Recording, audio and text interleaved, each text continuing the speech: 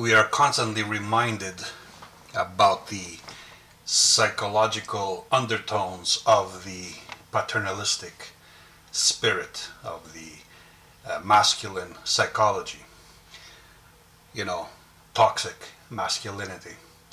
But we're never told about the feminine psychology that permeates our current Western culture. And of course, with my critique, will be accused of being a misogynist, which is to be expected in this feminized world, this feminized culture. And why is it feminized? Just to hint at it without getting too deeply into it, because the parasitical meme, the parasitical dogma that has infected Western man, and by Western I mean not the way it's defined currently as the American Dominion, but as Western man, as European man, as Indo-European man and his culture. And this culture has been, as I said, infected by a parasitical ideology. And this parasitical ideology uses feminine strategies of subversion, of linguistic corruption, what they call magic. What is magic? It is the use of words and symbols, semiotics, to exploit human weaknesses, human insecurities, human anxieties. And this is what is now currently dominating the West, which is being feminized and turned against itself, being made to feel ashamed of itself, of its masculine roots, because Indo-European culture is a very masculine dogma. All the variants, from India and Hinduism all the way to the Norse. So let's delve into some aspects of the leftist psychology, because we all know about the rightist, fascist psychology, right? It's dominated by fear, they tell us. Well, what is the leftist dominated by? Love. And what is love? Isn't it a reaction to fear, to anxiety, a way of overcoming it? So let's get to it. And this will not be a full exploration, of course. It will be an exploration of only one aspect of it. What motivates, for instance, a leftist to commit cultural suicide, to turn against its own kind, against its own people, its own race, its own ethnicity, its own culture, its own ancestry, as it has been doing for the past, let's say from the 60s, 60 years, maybe longer. Since the beginning of Christianity, I would say. But that's another issue, again. But now, since the 60s, it has been ramping up. The self-hatred has been ramping up. And let me explain. Why would a leftist turn against his own people? I know about all the high-minded ideological bullshit they tell you. But the underlying psychology is that of resentment. What does the leftist resent? It resents that it cannot live up to the ideals of its own kin. And so it seeks comfort among those who feel likewise towards their own kin. So it becomes an ally with them against their respective kin. And this is the old Marxist workers of the world unite, because it is based on a resentment towards the each culture's wealthy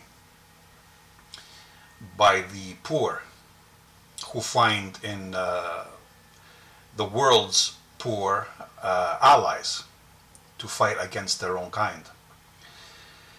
But it goes even deeper than that. What makes somebody turn to another ethnicity for support, for compassion, for allegiance, and with them to strive to destroy their own kind? It is, again, resentment towards their own kind because they could not live up to their own kind's standards. So an ugly woman, let's say, will seek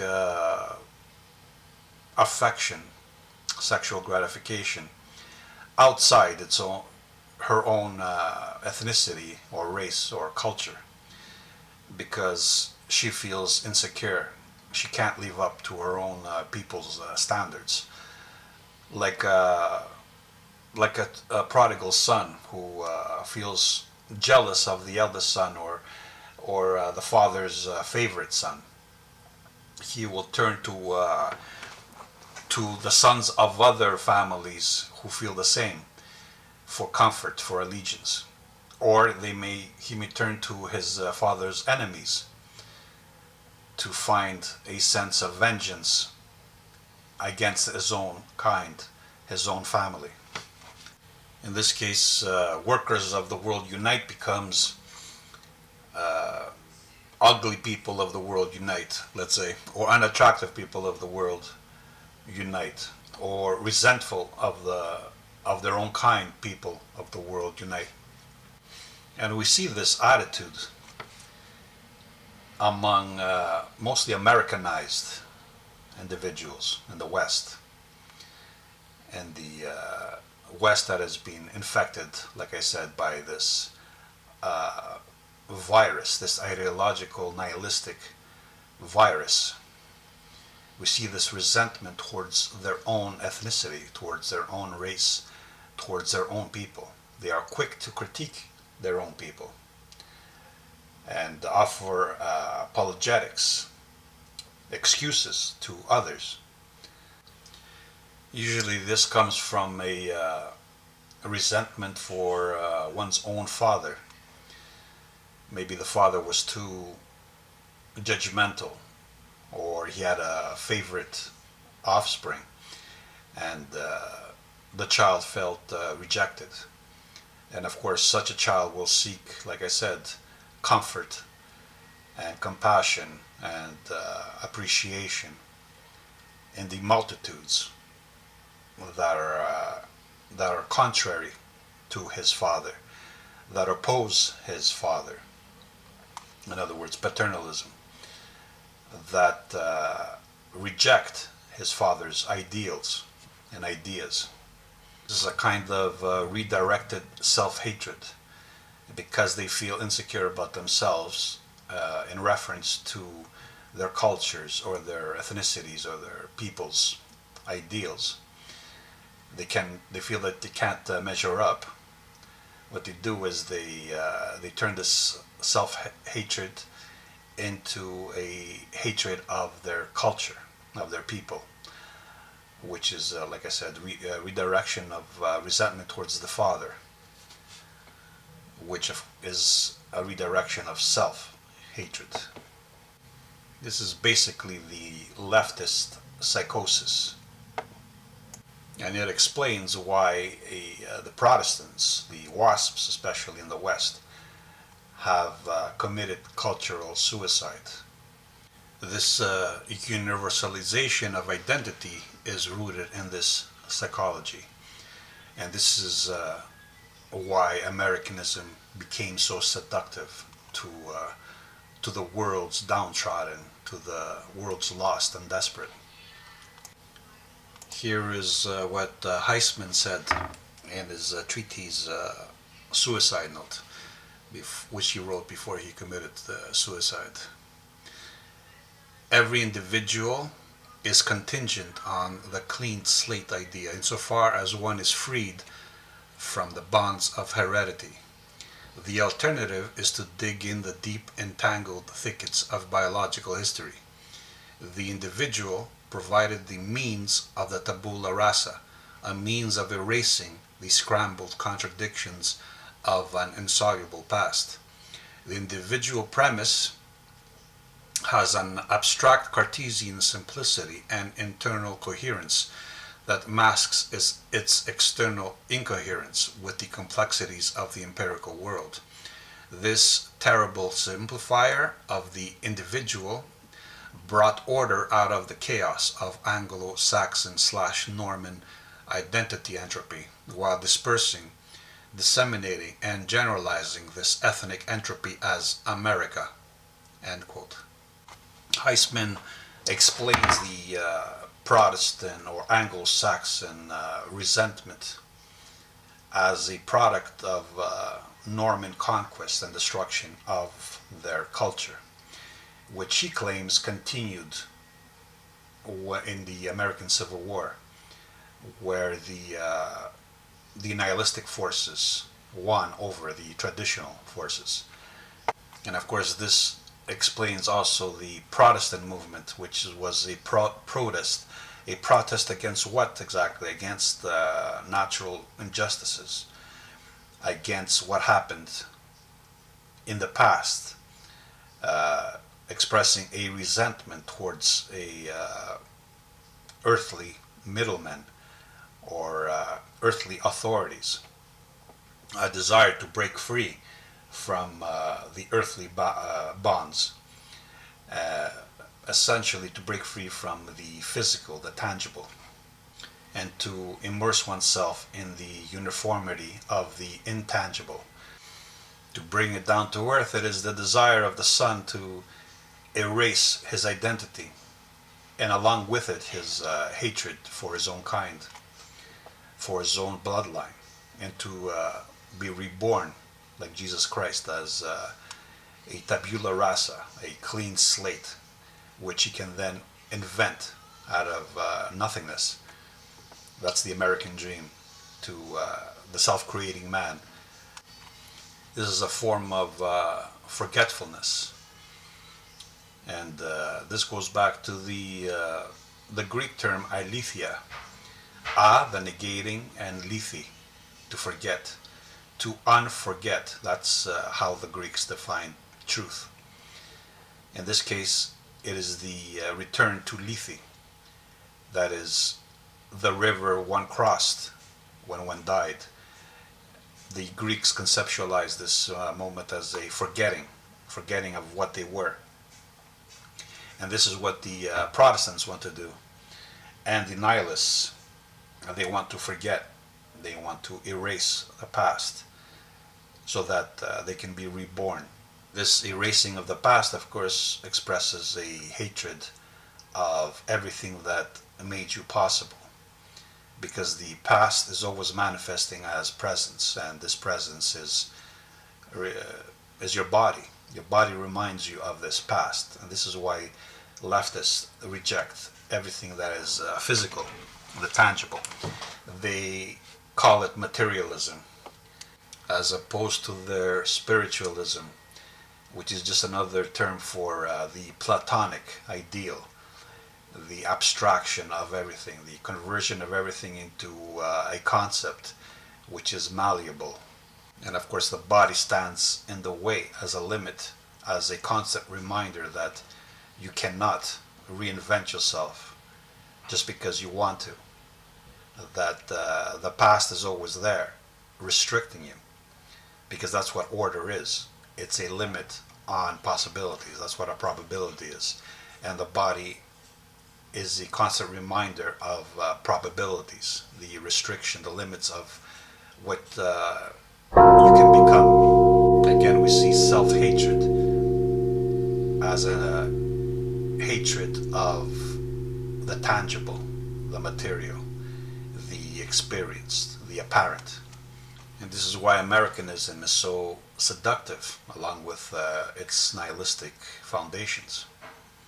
It speaks to the average man's deepest insecurities, especially in this age where reproduction is liberated from natural culling methods. So we have an abundance of unfit mutations being propagated.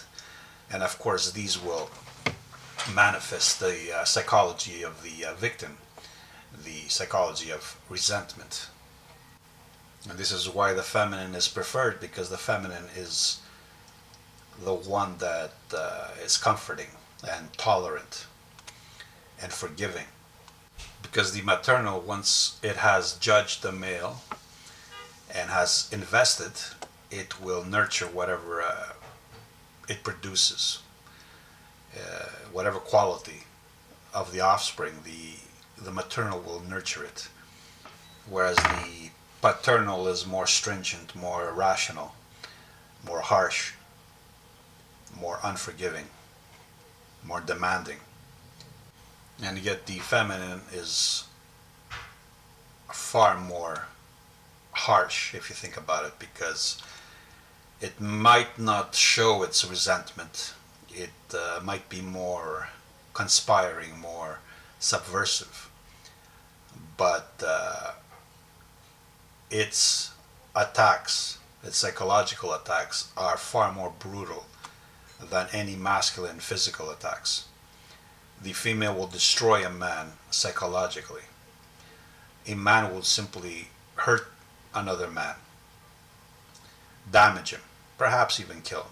But a female will destroy a man psychologically and allow him to live so that he may suffer. And this is just a byproduct of her feminine sacrifices. She had to sacrifice her independence, her strengths, her versatility, in order to fulfill her role. And therefore she can't compete directly, so she has to find indirect ways to compete. So when a woman wants you to destroy you, she will, or a man, she will attack you where it hurts the most. She will attack your masculinity. She will attack your social status. She will attack whatever she senses you feel most insecure about. And this is what this parasite meme that I've been talking about. That it uses feminine ways. It can't compete with other memes, other cultures directly. So it has adopted a subversive, feminine method of competing. And this is why you will always find them claiming to be victims. They are always the victims of something, of someone, even if it's the cosmos, even if it's an abstraction like nature or God. There's somebody who is being used as a scapegoat. And I made a monologue on my positions on scapegoats. These people need scapegoats, as all people need scapegoats at some point in their lives, because we all become weak at some point, and we need something to blame, something to accuse. We want to be pitied. We want others to feel sorry for us and our plight. We need a mother to mother us, to comfort us, to love us. We need the feminine.